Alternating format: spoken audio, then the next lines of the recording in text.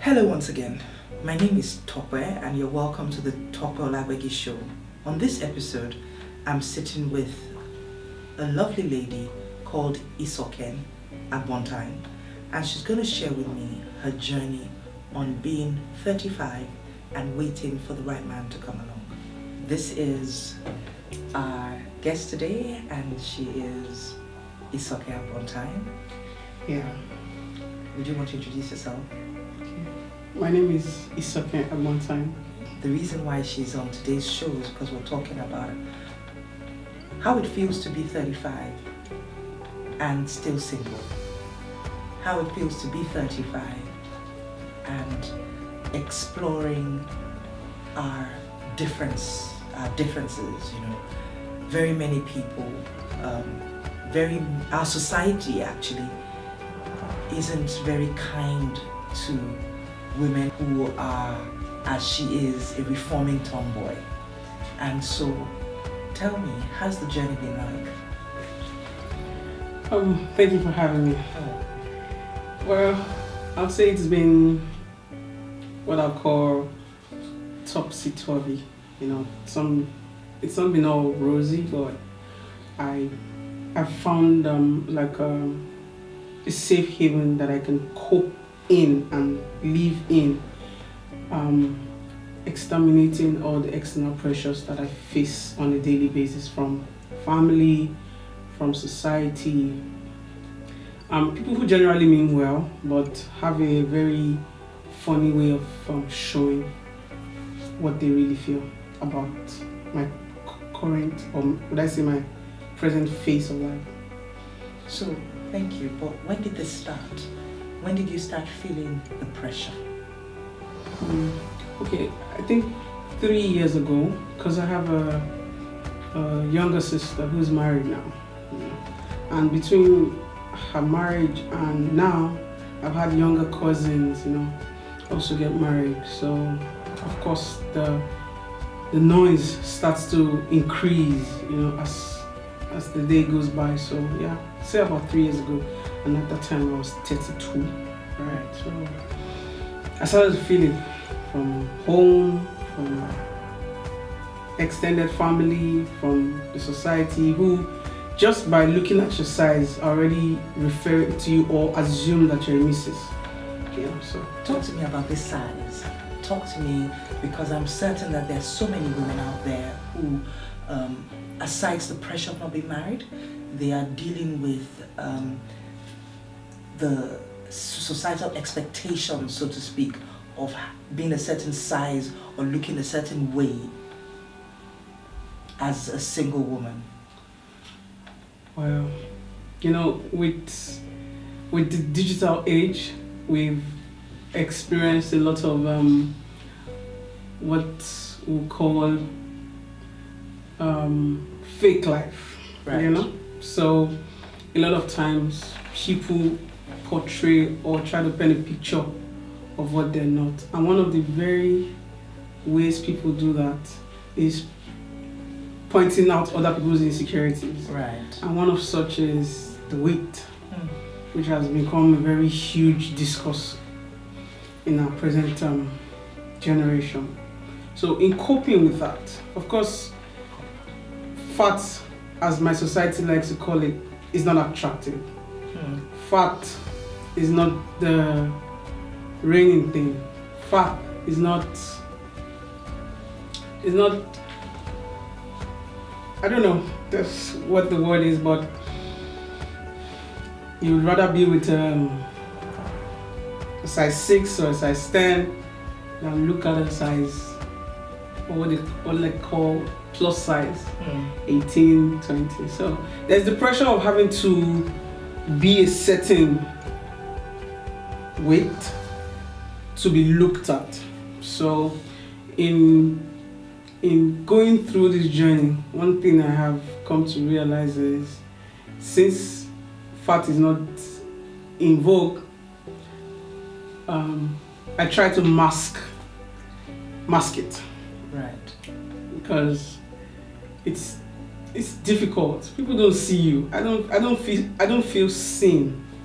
You know, because everybody's chasing the size 10, size 12 ladies, so I don't feel seen. So that in itself is it's a pressure on itself, you know. So you're constantly trying to lose weight so that you can fit a certain standard that the society has set for you as to what men are looking for. You know, there's the struggle to do that and losing yourself in the process, you know. Fat is not beautiful, so you cower into that insecurity or into that space of nobody's looking at me because I'm fat, you know. So it's a tough place to be at, speaking from my own experience, actually. Thank you so much for this, you know. And as you speak of these challenges, you know, I want you to please just delve a little bit into how you've coped, you know, with these feelings of first being plus sized, you know, being, as you call it, a reformed tomboy. How have you coped, you know? Okay, I like the way you call it because I didn't give it that. Reformed tomboy. I'm on a journey, you know. And honestly, if I were to have it my way, there will be no such thing as reformed tomboy. I'd just like to be.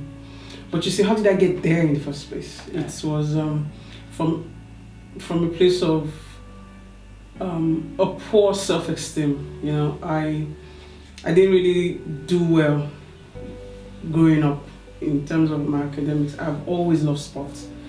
I've always been in the football team, or at some point in my life, I could play 10 different sports, but it wasn't the thing, you know. So I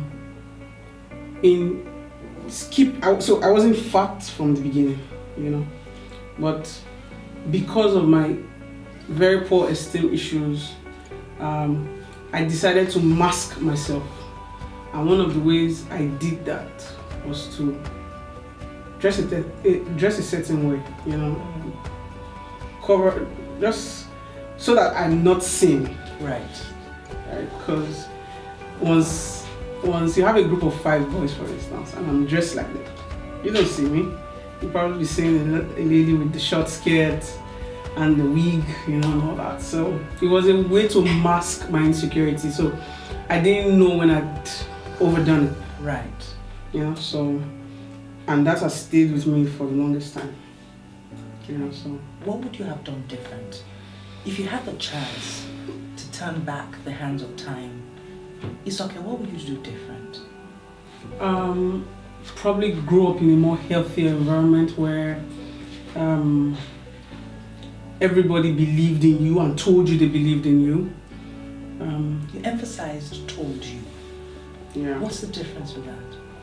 So it was always a case of you're not doing it well. You need to do it this way. You need to do it that way, you know. So your shortcomings were always in front of you.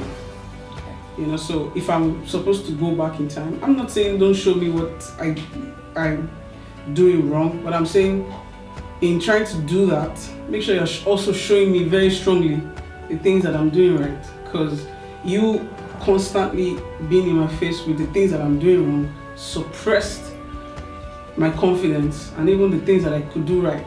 Alright, so I'll do that differently because it was one of the ways that I shut myself inside, you know, and try to look for a way to cope with it. And it was just easy at the time to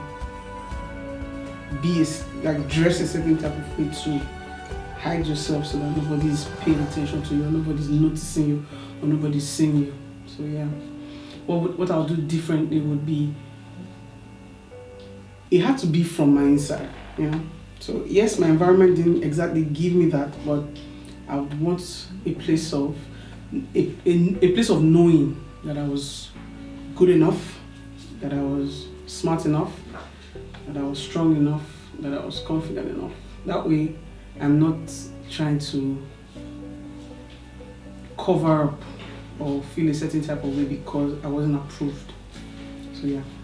Thank you so much. What does the future hold? Well, so like you rightly said, we're reforming our mindset because it starts from there. So I'm trying to understand my personality, get my confidence welled up from my inside, and that's first of all knowing God, because He is helping me know that side of me, and to know that power to be able to explore that side of me can only come from Him. So that's one thing. And then two, I'm trying to reverse the clock by doing it right. Like today, for me to come to your show, I had to be a certain way, and I don't look badly, So so we're trying to, get this going and just hope for the best. I was speaking to a friend the other day, and she said the Bible talked about he who finds a wife finds a good thing and obtains favor from God. So it's okay. Is it that we're not good things? So, and I'm like, so it got me thinking, So I need to be in a place where I know that I'm a good thing. So for lack of a better expression, the thing is a bit tough, but you understand what I mean. So I need to be in that space where I feel like I'm a good thing, and then trust that God will connect me with that person that finds me being a good thing. Thank you so much. It's been really insightful speaking with you. Thank you.